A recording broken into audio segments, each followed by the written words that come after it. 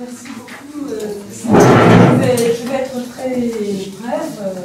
Pour cette conclusion, je crois que je me retrouve derrière une barrière de gâteaux et de douceur. Alors, c'est peut-être symbolique, parce que je me suis régalée pendant 2 jours. Je voudrais commencer par remercier mes amis Sally Begueri, Hichem Abdeslam et Ahmed Beniti pour le travail d'organisation à Tunis. Vraiment, merci d'avoir assuré de bout en bout l'organisation des journées et merci pour la gentillesse également dans la manière dont vous avez assuré, y compris la logistique. Je crois que je n'ai pas apporté une seule assiette de gâteau. Bon, je voudrais remercier également pour leur précieux travail d'enregistrement Mohamed Ben Saïd et Raïs, qui ont été vraiment les plus attentifs de nous tous.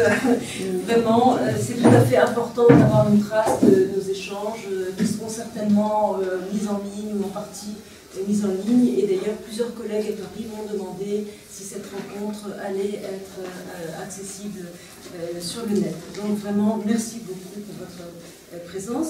Je remercie à nouveau, bien sûr, le Comité pour le respect des libertés et des droits de l'homme en Tunisie pour son soutien, ainsi que la Bibliothèque nationale et l'association Nachez, avec un remerciement tout particulier à Fatou Hajiri, qui n'a pas pu malheureusement se joindre à nous, mais qui s'est activement mobilisé pour la préparation de la journée. Et je voudrais sincèrement vous remercier tous, pas seulement pour votre présence, mais pour la qualité et l'intensité de votre écoute.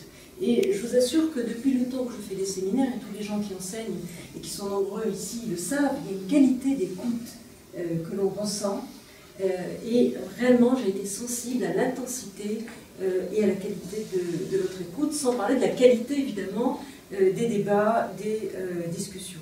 Il me semble que le séminaire a parfaitement fonctionné comme espace d'échange, de mise en commun et de confrontation respectueuse et attentive. Et c'est pourquoi, effectivement, on dit ça souvent, ce serait bien de continuer, etc.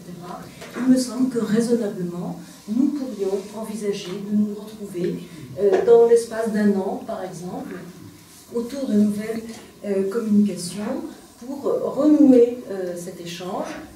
Je pense repartir de la même problématique parce que nous n'avons pas fini de l'épuiser. Et puis, c'est vrai que nous avons toujours tendance un peu à contourner certaines questions en occupant l'espace avec le fond de nos enquêtes. Donc, reprendre cette discussion là où nous l'avons laissée, en espérant retrouver entre nous le même humour, ça c'est important, la même confiance, c'est important aussi, et la même conviction. Merci beaucoup.